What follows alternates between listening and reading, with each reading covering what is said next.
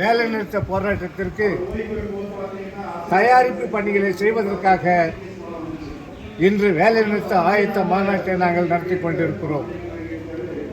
ஆகவே மாண்புமிகு முதல்வர் அவர்களே, எங்களுடைய பொறுமையை இன்னும் சோதிக்காதீர்கள். 5 ஆண்டு காலம் நாங்கள் பொறுத்து பார்த்தோம். இனியும் பொறுக்க முடியாது என்று நாங்கள் தமிழகமே கொந்தளிப்பு அடையக்கூடிய வகையில் கொந்தளித்திருக்கிறார்கள்.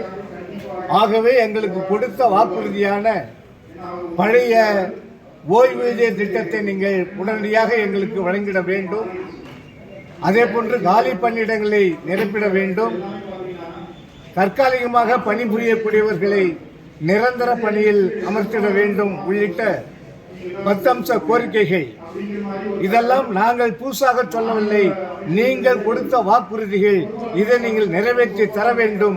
இல்லை என்று சொன்னால் தமிழகமே போர்க்கோளமாக மாறிவிடும்.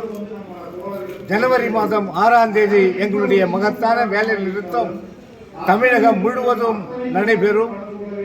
அன்று நீங்கள் தலைமைச் செயலகம் கூட செல்ல முடியாத அளவிற்கு தலைமைச் செயலகமே அன்று வெறிச்சோடி கிடைக்கக்கூடிய வகையில் எங்களுடைய வேலை நிறுத்த வீழ்ச்சி பரவலாக இருக்கும் என்பதை தெரிவித்துக் கொள்கிறோம்.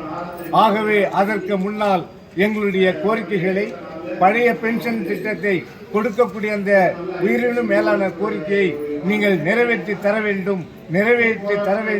இல்லை என்றால் தமிழகத்தில் போர்க்களம் மூழும் என்பதை அவருக்கு கனிவோடு நாங்கள் தெரிவித்துக் கொள்வோம்.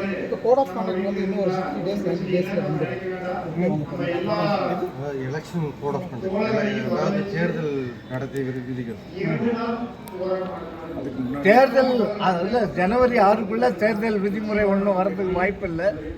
எப்படியும் பிப்ரவரி மாதத்தில் தான் தேர்தல் அந்த இது அறிவிப்புலாம் வரும். அதற்கு பிறகு அதை பார்த்துக்கலாம். அதுக்கு முன்னால் நிறைய கால அவகாசம் இருக்கு. ஆகவே அவர்கள் எங்களுடைய கோரிக்கையை நிறைவேற்ற வேண்டும். அதுதான் எங்களுடைய உயிரினும் மேலான வேண்டுகோள் அவருக்கு நாங்கள் முன்வைப்போம்.